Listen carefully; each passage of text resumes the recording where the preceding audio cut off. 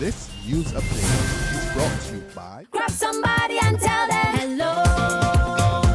Your happiness will be connected to flow. Smile and cheer because that is we flow. Grab somebody and tell them hello.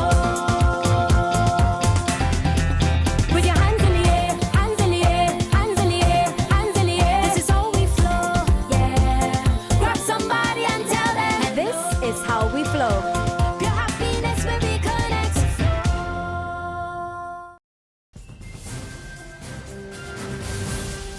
It's Thursday, August the 27th, 2015, and this is your Barbados Today morning news update. I'm Emmanuel Joseph.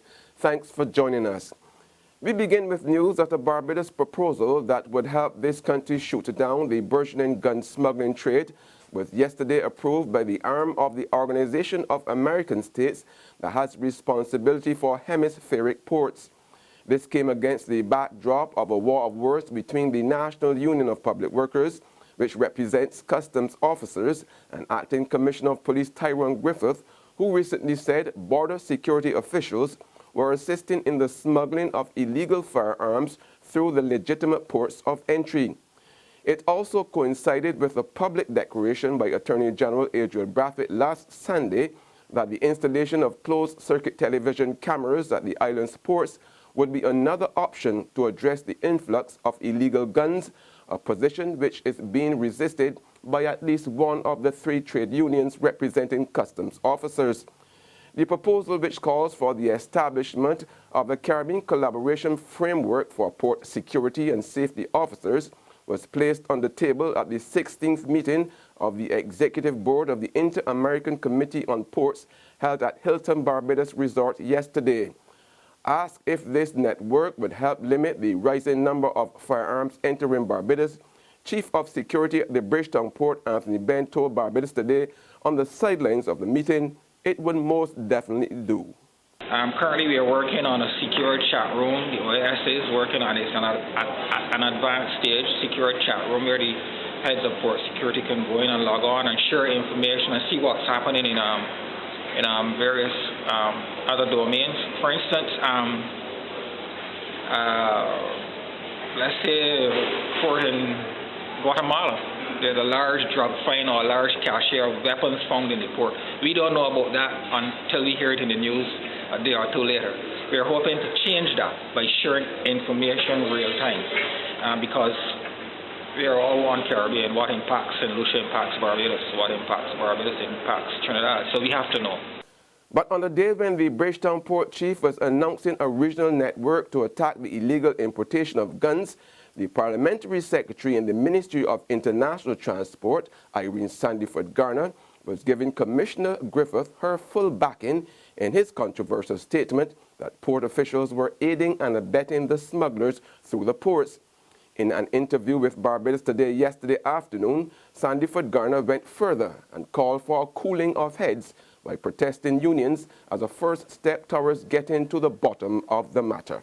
The Commissioner of Police is not someone who is want to make many public statements, and if in one of the few public statements that he makes, he expresses a concern which speaks to the security of this country, I do believe that cooler heads, calmer heads should prevail, and to me, the leadership of the custodians of our state borders should really want to sit down at the table with the commissioner and hear what he has to say instead of this reaction which gives the public the impression that there is something that has touched a nerve. Sandiford-Garner also supports the installation of closed-circuit TVs at the ports. I support the installation of cameras at a number of places, and I think most Barbadians do, but whether or not it will be a reality is another question. But as a citizen, if you wanted to install cameras where I were, I would have no problem with that. I wouldn't. I would not have any problem with a camera being installed. I go into shops where there are cameras installed I can't see, and sometimes I have to take off my clothes. I walk through a camera at airports worldwide which sees me naked. I I don't have a say in whether or not those cameras are used on me. In some instances, that's the only security facility available. Not every port of entry will have, or port of exit will have a person there to scan me. And don't care what level you are at, whether you be a government official or not, you are required sometimes to do that. In other news now, industrial action could be imminent at the cask-strapped University of the West Indies Cayfield campus. A senior official of the campus told Barbados today that a unilateral decision to withhold increments for all staff for the academic year 2015-2016 had been made by the university while negotiations were still ongoing with the Barbados Workers' Union and the West Indies group of university teachers, the staff's representative on campus. In a memorandum issued Tuesday, campus registrar Kenneth Walters said that the university's administration was currently in the negotiations with the BWU and WIGOT on the issue of withholding staff increments. Walters said the proposal was made to the unions in June 2015, and the university's administration was now having a meeting to reach an agreement. There's regional and international news after this short break.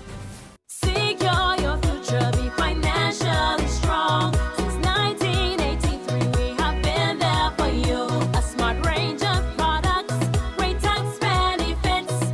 We're the solution to your hopes and your dreams. The Barbados Workers Union Cooperative Credit Union. The Barbados Workers Union Cooperative Credit Union. Humble beginnings to smart loans, smart savings. Save smart and borrow smarter. That's the move for me. Stability, prosperity. We're the solution to your hopes and your dreams. The Barbados Workers Union Cooperative Credit Union. The Barbados Workers Union Cooperative Credit Union. Got it in my hand, yeah. My Barbados, my bank. Got to understand, yeah. My Barbados, my bank. Ain't nothing like a core bank spare. None of them others just can't compare. You just got to love that taste. It's the world-class thing this land makes. Whether I'm cruising or at a bar, whether I'm at home, my bank spare is never far. For this blessing, got to give God thanks. My Barbados, my bank. Turning now to the region, the Guyana cabinet is meeting today to discuss a security strategic plan for the country. Ivor Wharton of Capital News picks up the story. The draft crime-fighting strategy prepared by Police Commissioner Sidal Possard will likely be up for discussion at Cabinet tomorrow, according to President David Granger. President Granger, who spoke with the media after the presentation of the Burnham Education Scholarship Trust Bursary Awards at Congress Place, said while the strategy has been presented to Cabinet, it was not discussed due to the ongoing budget debate. Basically, it's what has been announced already. We need to strengthen the investigative section, particularly the CID. We need to put more policemen and the police forces on the strength. We need to ensure that there's better reporting of crimes in areas of what we call high incidence of crime, particularly serious crimes such as murder and rape. And those are the main elements, strengthening up what has already been done, but the police force has to be brought up to strength. President Granger said in the long term, the Disciplined Forces report of 2004 has to be revisited, given that police officers have to be paid better, they need to be retrained and given the necessary equipment to do their jobs. In more regional news now, with just about 11 days to go before Trinidadians vote for a new government, there seems to be no end to the political intrigue gripping the Twin Island Republic. Days after Cabinet Minister Winston Gypsy Peters quit the United National Congress of Prime Minister Kamla Prasad Bisesar, describing her as the most ungrateful person he ever met, there now appears to be a mass exodus from the Congress of the People over to the main opposition People's National Movement. Several members of the COP caused quite a stir Tuesday evening when they turned up at a PNM public meeting in San Juan and were welcomed by a number of top PNM officials. The COP members, including the brother of COP leader Prakash Ramadar, said they're jumping ship because they can no longer support what the COP had become. Here because we need to remove this government from office, and the only way of doing that is by supporting the PNM. I have held meetings with other COP members who feel exactly the same way as I do, and I am going to suggest, encourage, vote for the PNM. Let me just, I know you're not here alone, you have some other... Yes, and there will be more coming. On the international scene, there have been 11 cases of human plague in the United States since April this year. The Centers for Disease Control and Prevention says 3 of those patients have died. This is according to a new report from the CDC, putting doctors on alert that the number of cases this year seems to be higher than usual. The average number of cases between 2001 and 2012 was 7, with less than 1 death each year. And that's where we end our Barbados Today morning news update. However, you can join us again this afternoon. Until then, remember to log on to www.barbadostoday.bb, subscribe to our e-paper and email updates, or like us on Facebook. You can also catch us on Izumi Media in bus terminals or Screenplay at supermarkets and gas stations near you. Also tune in to Channel 101 on Flow TV and Mix 96.9 FM to get all the latest news and sports. I'm Emmanuel Joseph. Have a fantastic day.